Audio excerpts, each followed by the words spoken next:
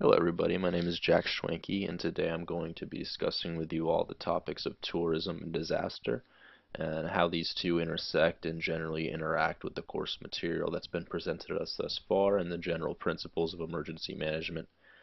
Some of the pitfalls that we might see arising when we start talking about tourism and disaster from that perspective. Some prospective solutions that have been offered by academics and professionals in the field, and just kind of broadly looking at the topic and understanding what it means to us in the scope of this course. So starting off with all of this, we need to understand the inherent challenges when we understand a disaster from the perspective of a tourist economy. Um, Tourist destinations generally are becoming increasingly risky. And what I mean by that is we're going to places that are more prone to disaster and security hazards. Um, you think of Caribbean cruises, you think of some sort of disaster tourism, ecotourism into parts of the world that don't necessarily have the infrastructure that we're used to in the United States.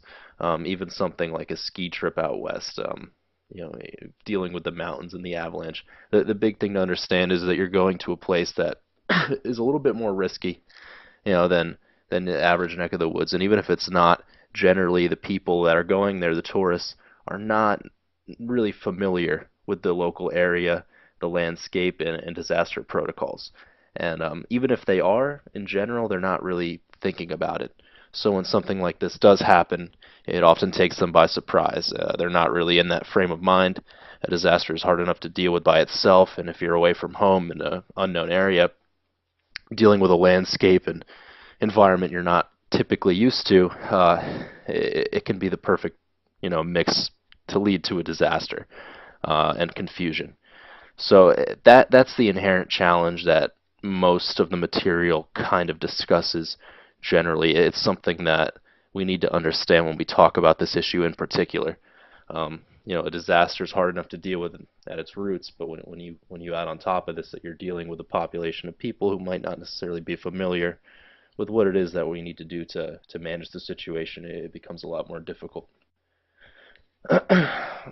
Understanding the impacts of a disaster, not only to the individuals that are going to be affected in the immediate, but to the stakeholders of these economies.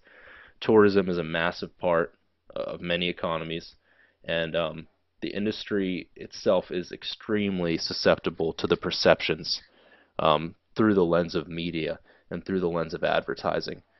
So when we talk about this issue, it's important to understand, and it's something that maybe even gets them a little bit sidetracked at times. We're not only talking about responding to the disaster, we're talking about mitigating the effects on the economy itself. It's not just about recovery in the immediate, it's about maintaining the perception that when you go to travel somewhere, you're going to be safe and you're going to have the facilities and infrastructure to keep you safe should something occur. This is something that they deal with a lot in the Caribbean. Every time a storm rolls through the islands, there's this big inherent debate by some people in the more developed world where we sort of kind of wonder, should we be going to these economies and should we be participating down there after they've suffered such damage? Um, the answer typically is yes, we should. Those economies are very dependent on those tourism dollars, but it's something that is difficult. It's something that Haiti deals with. It's something that Puerto Rico is dealing with right now. Pictured below is St. Kitts and Nevis. It's something that all of these islands kind of, have to deal with just being in, the wake of Atlantic storm season. And we need to understand the broad impacts of these things and how they relate to, what we're dealing with as EM people. So what's being done currently is something that is debated. Scholars typically argue that too little is being done. It's difficult to coordinate these things. It's a multifaceted and individualized industry, as you'll see pictured there. It's something that, especially in some of these locales, is difficult to work with.